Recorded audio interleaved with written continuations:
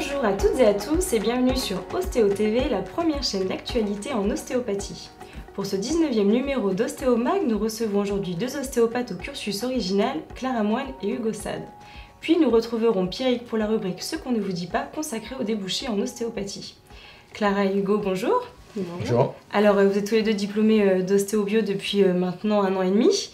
Et avant de vous lancer dans la vie active, vous avez tous les deux décidé de poursuivre vos études dans le domaine de la biomécanique, et ce à Liverpool en Angleterre. Alors comment vous est venue cette idée ? Alors oui, tout à fait. C'est l'école qui avait trouvé ce partenariat, parce que l'école est principalement axée sur la biomécanique, c'est un des piliers de l'enseignement à l'école. Et donc ils ont trouvé ce partenariat avec l'université, enfin une des universités à Liverpool, donc l'université John Moore, qui est donc un master en biomécanique du sport. Et oui, personnellement, après avoir fait un projet de recherche avec l'école, j'avais beaucoup aimé le milieu de la recherche et j'avais envie de continuer un sujet de recherche pendant 1 an.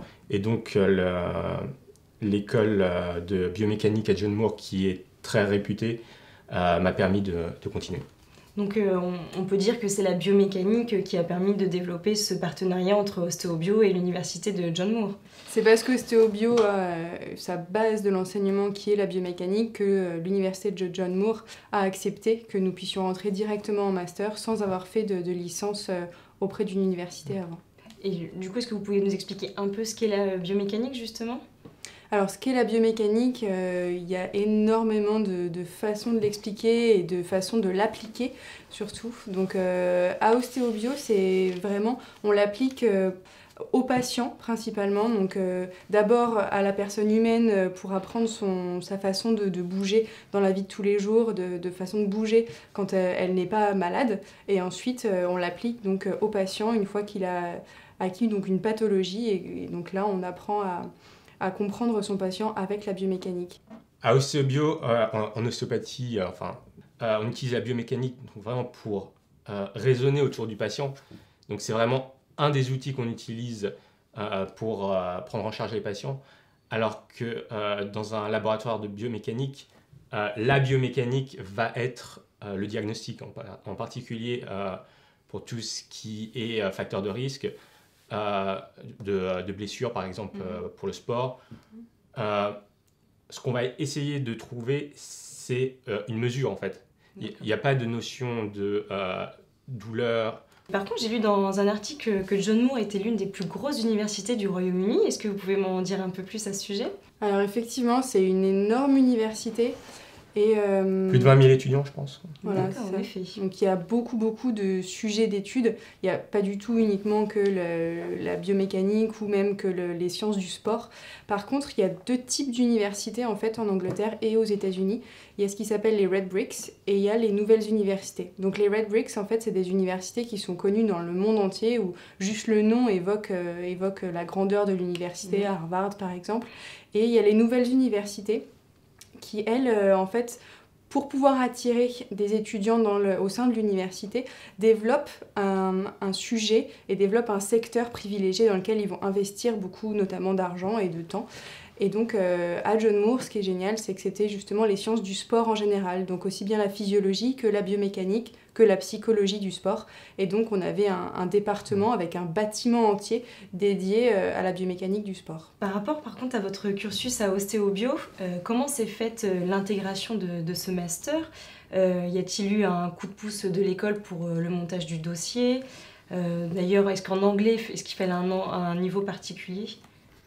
Alors oui, pour intégrer l'école, ça a changé depuis maintenant 1 an. Il faut un dossier un peu plus complet, donc il faut envoyer toutes les notes qu'on a eues à l'école, 2 lettres de recommandation, et surtout il faut passer un examen d'anglais qui s'appelle l'IELTS, avec un score minimum de 6,5 sur 9 en fait. Donc c'est un examen qui n'est pas très technique, mais bon, qui est vraiment fait pour voir si les étudiants savent parler anglais. Donc ça va être un examen compréhension orale, compréhension écrite. Ouais, donc il faut quand même un certain niveau en anglais de base. Faut parler couramment, Un petit peu, oui. Parler et écrire couramment anglais.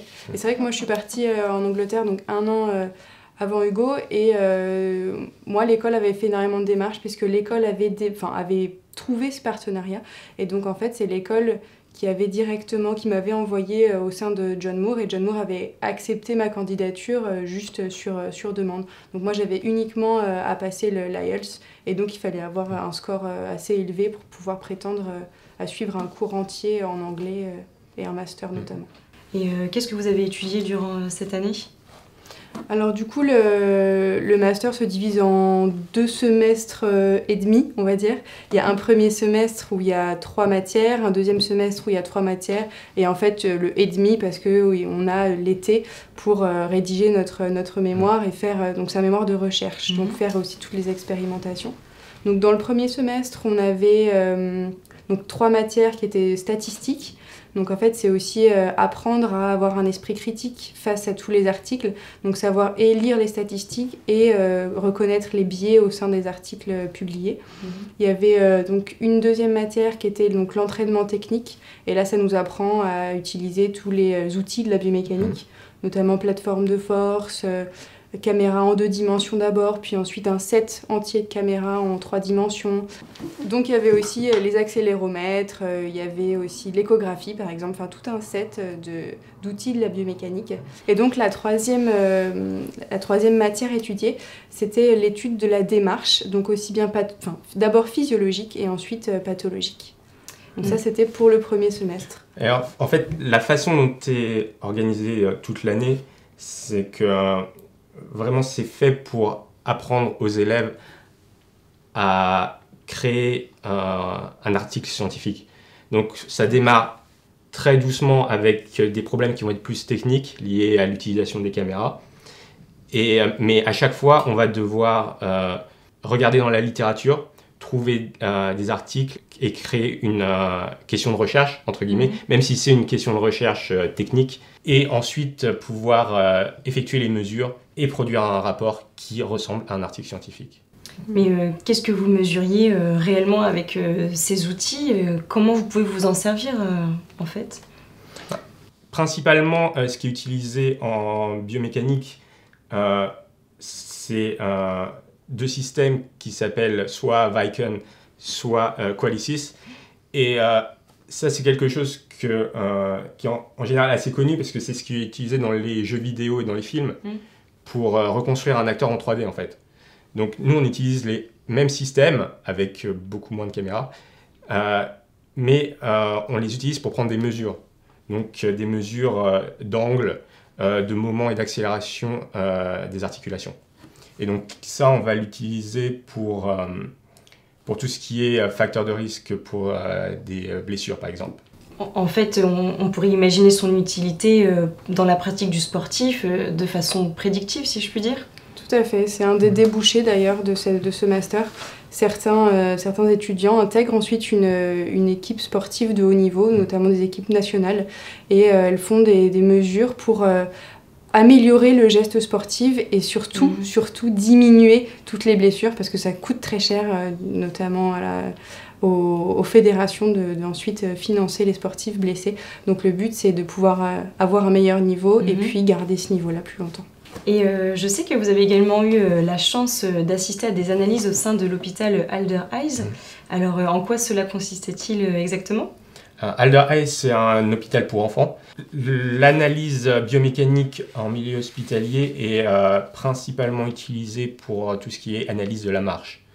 Et c'est utilisé principalement dans une pathologie qui s'appelle la paralysie cérébrale. Donc il y a un service entier en fait de biomécanique au sein de cet hôpital avec donc on analyse la marche de ces enfants qui ont forcément une démarche un peu atypique. Et donc ce qui est très intéressant, c'est de voir que en fait plusieurs acteurs de la santé médicale en fait se regroupent dans une salle pour discuter à propos de chaque patient. Donc il y a aussi bien des kinés que des chirurgiens, que des aides-soignants, que tout vraiment l'ensemble des métiers médicaux qui vont être en rapport avec ce patient pour savoir quelle va être la meilleure option à prendre pour ce patient. Et qui est vraiment agréable, c'est de voir que les chirurgiens ne prennent pas la décision seuls d'opérer un patient et ils en discutent vraiment pour savoir quelle va être la meilleure option pour ce patient-là. Avec votre œil d'ostéopathe, vos connaissances dans ce métier, pensez-vous qu'il serait intéressant ou du moins possible de mettre en pratique tous ces apprentissages? Alors, en théorie, oui, ce serait bien de pouvoir, par exemple, utiliser tout ce qui est analyse de la marche sur un patient en cabinet. En pratique, ça prend énormément de temps, ne serait-ce que pour placer les marqueurs sur les patients et ensuite pour l'analyse au niveau des différents programmes qu'on utilise. Pour l'instant, ça ne me paraît pas très réaliste. Par contre, on a eu la chance d'avoir une présentation avec le vice-président de Viken, qui est une des plus grosses sociétés de caméras pour tout ce qui est capture de mouvement, et qui nous a confirmé qu'il travaillait sur un système qui pourrait analyser les mouvements sans marqueur. Donc ça, dans un futur, je dirais pas proche, mais d'ici 4-5 ans, il y aura moyen de développer quelque chose là-dedans. Pour le futur, il y a plein d'options qui se présentent. Et après, en fait, si on ne peut pas en fait appliquer tout ça au sein même de notre cabinet, rien ne nous empêche d'exporter aussi notre savoir peut-être dans un hôpital. Et c'est ce que j'avais l'envie de faire, de pouvoir créer un partenariat avec un hôpital qui a déjà un service de biomécanique et de pouvoir faire un parallèle entre le cabinet et l'hôpital. Et j'imagine que pour valider ce master, vous avez dû passer un examen? Oui, alors il n'y a pas un examen, il y a 2 examens par matière et en fait c'est pas des examens, on n'est pas dans une salle avec un examen à rédiger. Pour chaque matière en fait il y a 2 dossiers à rédiger, donc il y a une partie orale et une partie écrite à chaque fois. Et donc la partie écrite, c'est ce que disait tout à l'heure Hugo, c'est la rédaction d'un article, donc souvent sur un des outils qu'on aura appris ou sur un des sujets qu'on est en train de traiter. Donc rédiger un article à propos de ça et ensuite le présenter à l'oral dans une petite présentation de 5 à 7 minutes. Et donc ça, c'est pour chaque matière à valider. Et ensuite, évidemment, on a la rédaction de notre master. Et donc ça, le master, c'est nous qui choisissons notre sujet en partenariat avec les différents professeurs de l'école et ce qu'eux sont en train d'étudier, ce qu'ils sont capables aussi les sujets dans lesquels ils sont capables de nous aider et de nous orienter. Donc moi, j'ai fait mon sujet pour savoir si les mouvements passifs du bassin humain pouvaient avoir un impact et améliorer la locomotion et la coordination du tronc. Donc ça, j'ai utilisé un système qui s'appelle Karen System. Et c'est une énorme plateforme qui bouge dans les 3 dimensions. Et donc j'ai collecté d'abord les mouvements du bassin humain pour ensuite les remettre sur cette plateforme qui bouge dans les 3 dimensions. Pour ensuite pouvoir donc faire bouger le bassin humain comme s'il marchait mais de façon passive. Et ensuite on a regardé s'il pouvait y avoir une amélioration de la coordination du tronc. Et donc ça, ce serait pour appliquer sur des enfants dont on a parlé tout à l'heure, atteints de cérébral palsy, donc de paralysie cérébrale. Et vous Hugo, quel était votre sujet? En ce qui me concerne, j'ai utilisé le même système en fait. Il y a quelques années, certains des professeurs ont développé une méthode pour élever le centre de rotation de la plateforme qui normalement bouge juste au niveau du sol. Et donc on a utilisé cette méthode pour faire des études sur des perturbations avec un centre de rotation au niveau du genou.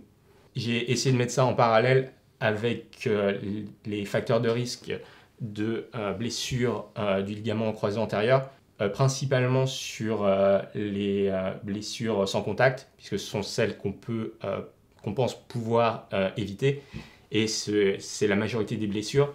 Et ce sont des données qui pourraient être exploitées pour une équipe de sport, par exemple? Oui, par exemple. C'est un des buts de cette étude, et d'ailleurs, le laboratoire de John Moore University reçoit parfois des footballeurs, par exemple. Et avec du recul, est-ce que vous avez l'impression que le contenu de vos études à Ostéobio, vous avez bien préparé pour ce master? Alors comme on le disait au début, c'est vrai que les 2 enseignements sont vraiment différents. Par contre, à Ostéobio, on a eu une technique d'apprentissage et on a eu une réflexion sur ce que c'est que l'être humain, comment il bouge, comment il se comporte. Et donc ça, en ce sens, ça nous a aidé pour la suite. Personnellement, je suis parti après ma 5e année, donc après avoir réalisé déjà un mémoire à Ostéobio. Et donc j'avais déjà assez l'habitude de chercher la littérature. Et ça, c'est quelque chose qui a été très très utile lors du master à Liverpool. Et est-ce que vous avez l'impression que vos diplômes ils vous apportent un plus par rapport à Ostéo-Bio? Est-ce que vous pourriez par exemple intégrer un laboratoire de recherche, une équipe de sport ou dans tout autre domaine?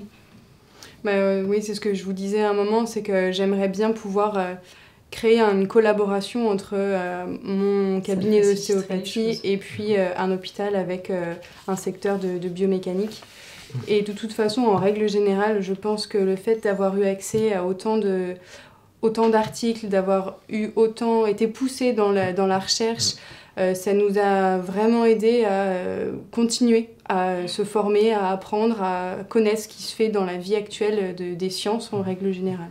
Il faut bien comprendre que les étudiants qui viennent en Angleterre faire un master en biomécanique ont fait sciences du sport avant, donc pendant 3 ans. Et pour eux, la suite logique en général, c'est le doctorat. Nous, on est dans une situation un peu différente vu qu'on a déjà fait ostéopathie avant.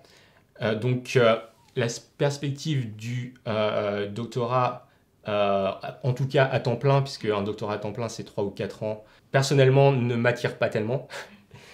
Et par contre, oui, pourquoi pas développer des partenariats avec un hôpital, avec une équipe de sport, par exemple. Donc justement, à l'heure actuelle, vous avez vos 2 diplômes en poche. Que comptez-vous faire? Donc, pratiquer l'ostéopathie, continuer dans la recherche, ou pensez-vous corréler les deux? Alors moi, j'ai monté mon cabinet donc, à Corbeil-Essonnes. Donc pour l'instant, je débute tout juste le cabinet. Donc j'attends qu'il se développe un peu. Et puis petit à petit, j'espère pouvoir développer des partenariats avec des équipes de sport, avec un hôpital, et puis développer un petit peu mon réseau. Et moi, je suis en plein dans les démarches pour convertir mon diplôme d'ostéopathie français pour pouvoir être utilisé en Angleterre. Ce qui est assez long. Il y a des démarches assez longues à faire avec le General Osteopathic Council qui s'occupe de tout ça. Et ensuite, j'aimerais vraiment continuer à faire de la recherche. Pourquoi pas faire un doctorat, mais à temps partiel? Parce que, c'est possible? Oui, c'est possible. D'ailleurs, on a des étudiants, des anciens étudiants de Ostéo-Bio qui le font en France. En tout cas, merci d'avoir répondu présent à notre invitation et nous vous souhaitons bon courage pour la suite de vos projets. Merci beaucoup. Merci. Et maintenant, place à la rubrique Ce qu'on ne vous dit pas en compagnie de Pierrick. Bonjour Pierrick. Bonjour Sarah. Aujourd'hui, vous venez de nous parler insertion professionnelle. Alors effectivement, je viens vous parler de ce sujet puisque c'est un sujet qui est très intéressant et qui est trop peu souvent mis en avant. Alors justement, on entend dire que le métier commence à être saturé, qu'il y a trop d'étudiants en formation et qu'avec la nouvelle vague d'agréments, nous risquons de dépasser les 10 000 étudiants sur le sol français. Donc qu'en est-il vraiment des débouchés professionnels? Faut-il s'inquiéter?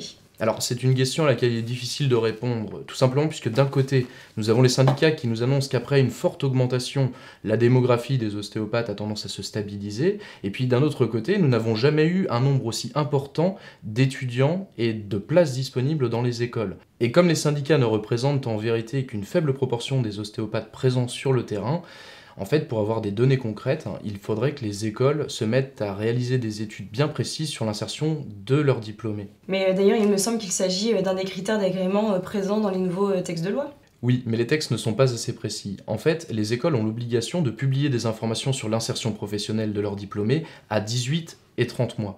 Or, premièrement, les diplômés n'ont absolument pas l'obligation de répondre à ce questionnaire. Deuxièmement, 18 et 30 mois, cela correspond à 1 an et demi et 2 ans et demi d'installation. Or, on sait qu'il serait intéressant de pousser jusqu'à 5 ans ces investigations, puisque c'est à partir de 3 ans et jusqu'à 5 ans que le cabinet continue à se développer.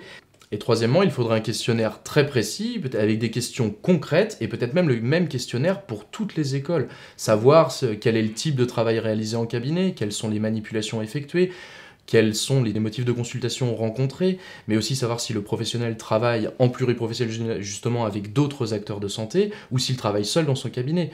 Et il serait intéressant aussi d'avoir des informations très concrètes sur l'autonomie financière du praticien, savoir s'il travaille uniquement en cabinet, s'il travaille aussi dans le milieu du sport, en entreprise, ou s'il travaille à côté pour subvenir à ses besoins.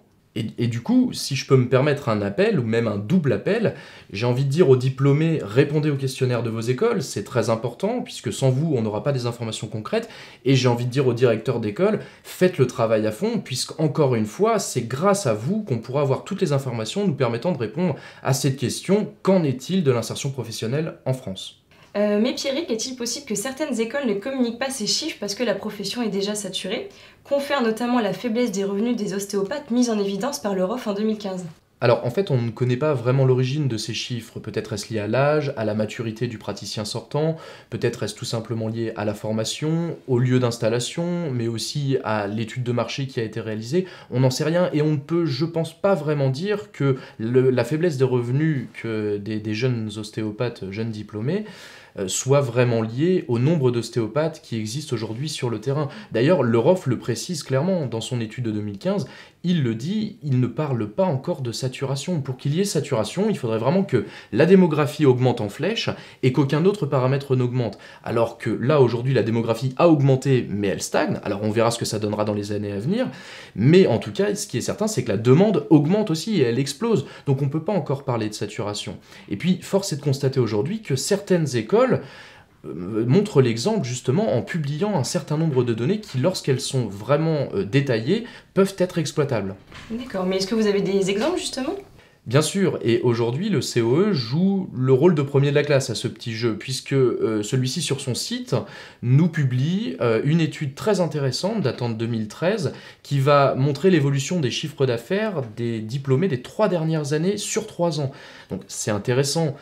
Par contre, si on peut se permettre juste une toute petite remarque par rapport à cette étude, il serait peut-être plus judicieux ou intéressant de parler d'autonomie financière et non pas de chiffre d'affaires. Pourquoi ? Tout simplement puisque pour un même chiffre d'affaires, l'autonomie financière sera différente si l'on vit à Paris ou si l'on vit en province. En deuxième exemple, on pourrait parler de l'IOR, par exemple, qui est l'Institut ostéopathique de Rennes, qui est une école qui existe depuis 2010 et qui, elle, a fait le choix de la transparence et de publier clairement le questionnaire qu'elle va proposer à ses diplômés. Et comme cette école n'existe que depuis 2010, les diplômés sont sortis en 2015, mais j'ai bon espoir que dans les années à venir, si l'école joue vraiment le jeu, le questionnaire apportera des données tout à fait exploitables.